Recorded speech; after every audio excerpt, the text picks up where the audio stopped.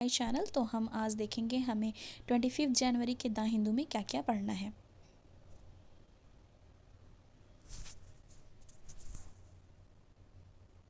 यहाँ पे देखो एक ऐसे आया हुआ है, हेडिंग से ही आपको पता चल रहा होगा, mass mortality of olive ridley turtle in Andhra Pradesh raise concern. तो ये कंसर्न का एक कंसर्न की बात है यहाँ पे आंध्र प्रदेश में। जो 100 ऑफ वनरेबल जो ओलिव रिडली टर्टल हैं washed ashore along with coastline between Kakinada and Antarvedi in the Godavari region of Andhra Pradesh during the ongoing annual breeding season on the east coast। तो एक ये concern है, mortality rate इनकी बढ़ रही है, इस वजह से एक कंसर्न देखा जा रहा है। ठीक है, द ब्रीडिंग ग्राउंड के बारे में यहाँ पे बात किया गया है। और आपको एक बार याद होगा कि हमने ऑलिव रिडली टर्टल से रिलेटेड देखा था कि वो किस IUCN की कौन सी लिस्ट में है। ठीक है, और वो डेंजर्ड है, इंडेंजर्ड है, हमने सारी चीज़ें वहाँ पे डिस्कस किया था। तो एक बार देखो फिर से ये आंध्र प्रदेश में मोर्टेलिटी रेट बढ़ी है, तो यहाँ पे इस चीज़ को लेके एक कंसर्न दिखाया गया है। ठीक है, फिर नेक्स्ट देखेंगे हम। अब यहाँ पे देखो हमारा एडिटोरियल में एक आया हुआ है, working hand in hand to showcase India. ठीक है, अब इसमें किस चीज़ से रिलेटेड बात की जा रही है? टूरिज़्म से रिलेटेड। नेशनल टूरिज़्म डे है 25 जनवरी को। ठीक है, और 25 जनवरी कब है? आज है। ठीक है, तो नेशनल टूरिज़्म डे कब सेलिब्रेट किया जा रहा है? 25 जनवरी को। और and ministry of railway in partnership with ministry of tourism is launching इस जगन्नाथ यात्रा ट्रेन पैकेज भी लॉन्च किया है। 8 डे टूर है ये, जो कि दिल्ली से स्टार्ट हो रहा है। ठीक है, इसके बारे में है, all this is link to using Bharat Gaurav train और थीम बेस्ड जो टूरिस्ट सर्किट ट्रेन है उसकी बात यहाँ की जा रही है। Highlight India's rich culture and heritage, और ये क्या हाईलाइट कर रही है? इंडिया के रिच जो कल्चरल और हेरिटेज है हिस्ट्री का, तो वो सारी चीज़ें भी यहाँ पे वो देखने को पाएंगे।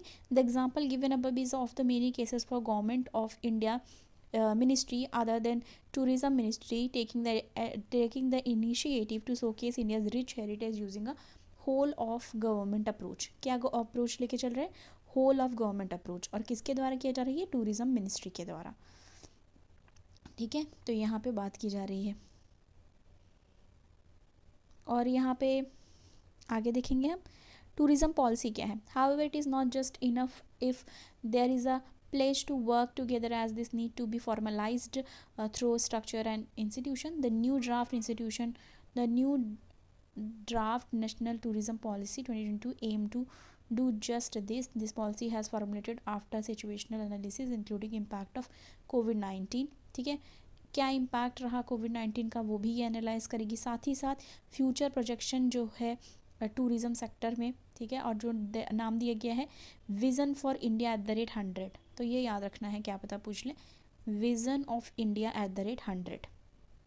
One of the ideas included in an institutional structure that can take concurrent and coordinated action across the कहाँ यूनियन, स्टेट और लोकल गवर्नमेंट, सबको साथ में लेके चलने की बात की जा रही है टूरिज़्म को बढ़ावा देने के लिए। Level in partnership with industry, this is the whole of government approach. तो जैसे अभी हमने देखा था फर्स्ट पैरा में, तो ये बात कर रहा है होल ऑफ गवर्नमेंट अप्रोच की।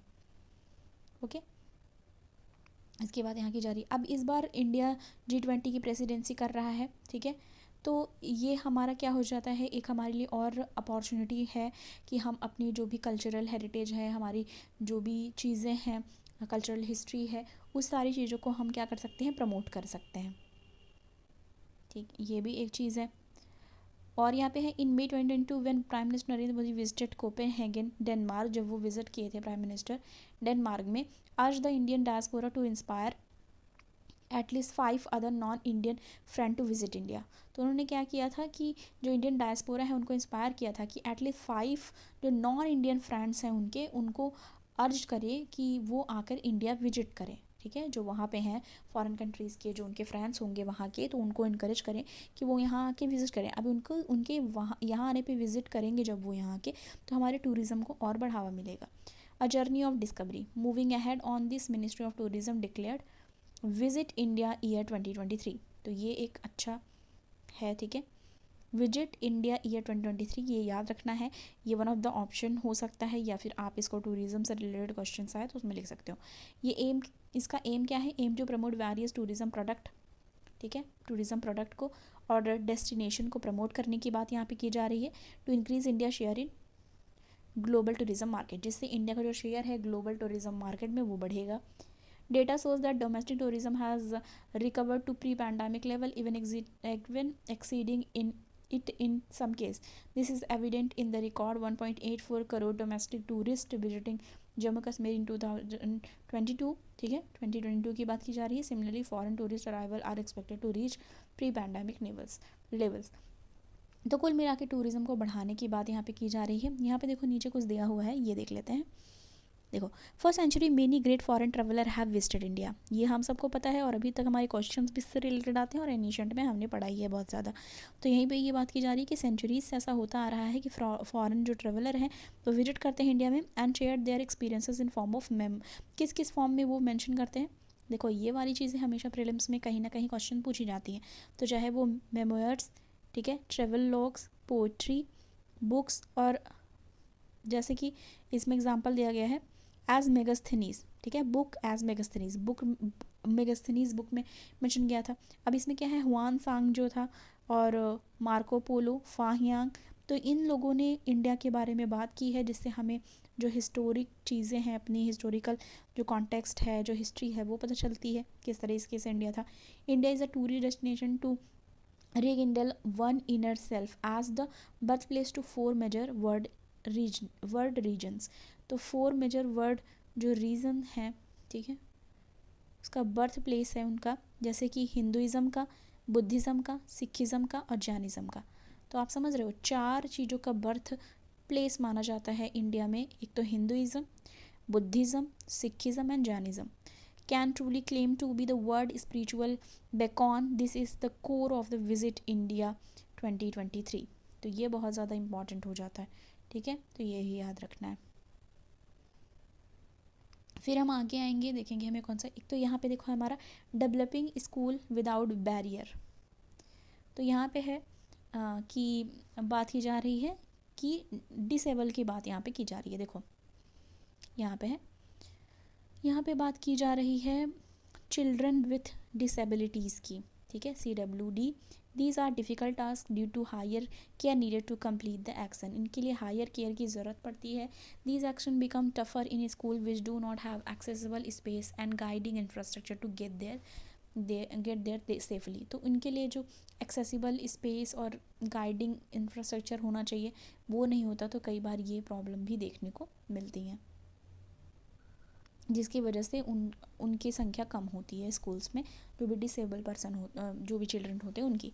यूनेस्को की जो रिपोर्ट है 2019 की, ठीक है, यूनेस्को 2019 रिपोर्ट में मेंशन किया गया है कि चिल्ड्रन विद डिसेबिलिटीज़ कंप्राइज 1.7% जो टोटल चाइल्ड पॉपुलेशन है इंडिया में। ऐसा बताया गया यूनेस्को के 2019 रिपोर्ट में कि 1.7% टोटल चिल्ड्रन पॉपुलेशन जो है इंडिया की, टोटल पॉपुलेशन जो इंडिया की, उसमें से 1.7% CWD हैं, ठीक है, चिल्ड्रन विद डिसेबिलिटीज़। सेंसस 2011 के वजह से, अभी आपको ये वाले बारे में मैंने बताया था कि अभी 2011 का जो हमारा 2011 का सेंसस है, हम उसी को ही ध्यान देते हैं, क्योंकि जो हमारा होने वाला था नेक्स्ट सेंसस नए के अकॉर्डिंग सारी चीज़ें होने वाली थी, वो पैंडमिक की वजह से डिले हो गया। As they are faced with, कौन कौन सी चीज़ें फेस करते हैं वो, फिजिकल, इंस्टीट्यूशनल, सोशो इकोनॉमिक और कम्युनिकेशन बैरियर को, ठीक है, अर्ली एज में। मोर देन 70% 5 ईयर्स ओल्ड हैं जो विद डिसेबिलिटीज़ इंडिया में never attend any educational institution, उन्होंने कभी कोई भी एजुकेशनल इंस्टीट्यूशन जो है उसको अटेंड ही नहीं किया। द रिपोर्ट सेड, ये रिपोर्ट में पता चला, many CWD also tend to drop out of school as they grow older. उसके बाद जब वो उनका ड्रॉप आउट भी देखा गया है चिल्ड्रंस विद डिसेबिलिटीज़ का। To motivate all children to meaningful participate in all indoor and outdoor activities without barrier or limitation, the school ecosystem has to be made, क्या बनाना पड़ेगा स्कूल सिस्टम को, safe, accessible and reliable, safe, accessible and reliable बनाना होगा, ठीक है। फिर barrier to accessibility क्या है, इसके बारे में बात यहाँ पे की गई है कि फैसिलिटीज़ होने चाहिए, drinking water facilities, canteen, toilet, inappropriate infrastructure, जैसे इनअप्रोप्रिएट इंफ्रास्ट्रक्चर इन क्लासरूम, ठीक है। तो जैसे अनकम्फर्टेबल सीट है और ये सब है, स्लीपरी फ्लोरिंग है, तो ये सारी चीज़ें ध्यान देनी होगी उन बच्चों के लिए, क्योंकि उनके लिए थोड़ा एक्स्ट्रा केयर की ज़रूरत होती है, तो उसके अकॉर्डिंग क्लासरूम बनाने की भी बात है। Lack of technology and learning practice, ठीक है, वो भी चीज़ें हैं। At training programme conducted by UN Habitat India and IIT Kharagpur recently, school teachers and special educator said accessible infrastructure within school such as ramps और tactile path, तो ये सारी चीज़ें इंफ्रास्ट्रक्चर भी उनके अकॉर्डिंग होना चाहिए, जिससे वो उनको किसी भी तरीके से कोई भी परेशानी ना हो, वो ईज़िली अपनी चीज़ें एक्सेस कर पाएँ और अच्छे से एजुकेशन उनको प्रोवाइड हो पाए। अब यहाँ पे देखो आर्टिकल 21 की बात की जा रही है, 21A की। इसमें क्या बात की जा रही है? Constitution and right of children to free and compulsory education की बात यहाँ पे की जाती है।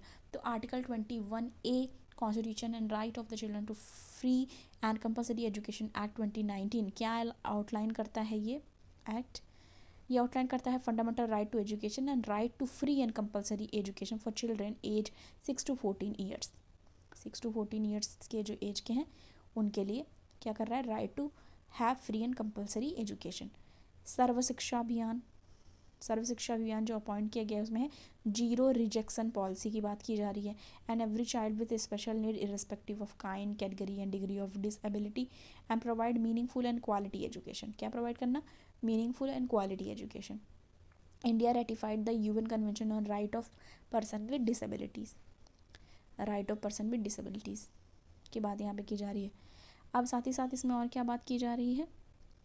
तो ये सारी चीज़ें हम अपने मेंस के आंसर राइटिंग में अच्छे से नोट कर सकते हैं। ये पूरा ही आप देख रहे हो कि एक तरफ से इम्पॉर्टेंट ही दिया गया है एजुकेशन उनके लिए जो चिल्ड्रन हैं विद डिसेबिलिटीज़, तो उनके लिए क्या क्या दिक्कतें होती हैं और किस आर्टिकल में क्या चीज़ बोली गई है चाइल्ड के एजुकेशन से रिलेटेड, ये भी हम यहाँ पे देख रहे हैं। सुगम्य भारत अभियान 2015 की बात की जा रही है और एक इम्पॉर्टेंट पिलर है जो एक्सेसिबिलिटी टू बिल्ट इन्वायरमेंट। क्या है important pillar? Accessibility to built environment, ठीक है। Environment has been supportive of principle of leave no one behind, ठीक है, ये याद रखना, leave no one behind.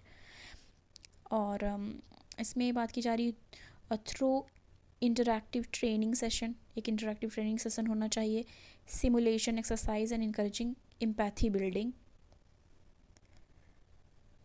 more than 400 participants including children, school faculty, staff, तो ये सारी चीज़ें भी ध्यान देनी है यहाँ पे। टूवर्ड इंक्लूसिविटी की तरफ बढ़ना है। मल्टी प्रोंग पार्टिसिपेशन होना चाहिए toward providing enabling environment, empower करना फ्यूचर सिटीजन को, ठीक है, और जिससे इंश्योर किया जा सके stakeholder in school ecosystem collectively work toward promoting accessibility and inclusion in school. तो सारी चीज़ें जो हैं बात की जा रही है किससे? एक जो बैरियर है, ठीक है, डेवलपिंग स्कूल विदाउट बैरियर, किसी भी तरीके का बैरियर ना हो, हर तबके के लोगों को शिक्षा अच्छे से आसानी से मिल सके। नेक्स्ट देखेंगे, देखो यहाँ पे क्या पता चल रहा है। In Tamil Nadu share of women who eat green veggies decline drastically, तो उनकी डिक्लाइन हुआ है। अब यहाँ पे देखो एक चीज़ मैं बताना चाहती हूँ, इसमें है नॉट गोइंग ग्रीन। इसमें है ये जो चार्ट है वो बनाया गया है, डेटा जो कलेक्ट किया गया है नेशनल फैमिली हेल्थ सर्वे की तरफ से, national family health survey 5th जो 2019-2021 and NFS and national family health survey 4 का, जिसमें दिया गया है ग्राफ शो किया गया है। और दिल्ली और अदर जो यूटी है, जो जिसमें से जम्मू कश्मीर को कंसीडर इसमें नहीं किया गया है, तो वहाँ पे ये चीज़ है ग्राफ बना करके दिखाया गया है कि ग्रीन वेजिटेबल्स कम कंज्यूम कर रहे हैं, उसकी बात यहाँ पे की जा रही है। ये हमारा इम्पॉर्टेंट है टेक्स्ट एंड कॉन्टेक्स्ट में। आपने नोटिस किया होगा कि जो हमारा ये पेज होता है टेक्स्ट एंड कॉन्टेक्स्ट वाला, उसमें कई बार तो दोनों वरना एक तो इम्पॉर्टेंट हमें मिलता ही मिलता है। इसमें है what is the Ken Betwa river link project, तो केन बेतवा रिवर प्रोजेक्ट की बात यहाँ पे करी जा रही है। हम देखेंगे समरी में क्या बात हो रही है। तो इसमें है on January 18 steering committee of Ken Betwa link project held in third meeting in New Delhi, the Secretary of Department of Water Resource in Ministry of Jal Shakti reiterated that the Ken Betwa link project was a flagship project. ये क्या है, ये flagship project है national government and that is critical for water security and economic socio economic development of Bundelkhand region. अब इसमें जो link की बात की जा रही है, इसमें क्या है, the link will be in the form of canal. ये लिंक किया जा रहा है कैनाल के through, will be fed by the new Daudhan dam. कौन सा डैम बन रहा है, Daudhan dam of Ken river पे, and build with the Panna tiger reserve. Within किसमें, पन्ना टाइगर रिजर्व के। The national government has said that the dam will generate 103 megawatt of hydro electric power. तो ये बड़ी बात यहाँ पे देखने को मिल रही है कि ये कहा जा रहा है गवर्नमेंट के द्वारा कि ये जनरेट करेगी 103 मेगावाट की हाइड्रो इलेक्ट्रिक पावर। डाइवर्जन और स्टॉपिंग और enhancing of the flow of the water into outside wild life sanctuary, park is taboo unless. तो यहाँ पार्क और ये सेंचुरीज, टाइगर रिजर्व, ये सारी जो बात यहाँ पे करी गई है। तो मोस्टली हमको क्या जानना था कि केन बेतवा लिंक के बारे में, कौन सी रिवर है, कौन सा डैम बन रहा है, कितने पावर की हाइड्रो इलेक्ट्रिक पावर जनरेट कर रहे हैं, कितने वाट की। तो ये सारी चीज़ें हमने देख ली। इसी को यहाँ पे एक क्या किया गया है, एक्सप्लेन किया गया है। देखो, this link form of canal new Daudhan dam Ken पे पन्ना टाइगर रिजर्व यहाँ पे है, within Panna tiger reserve ये हो गया जा रहा है। 103 मेगावाट हाइड्रो इलेक्ट्रिक पावर है ये, और ये लिंक करके किया जा रहा है कैनाल को थ्रू छतरपुर, टीकमगढ़ और झांसी डिस्ट्रिक्ट को।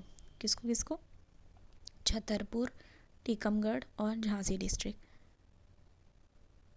Project expected to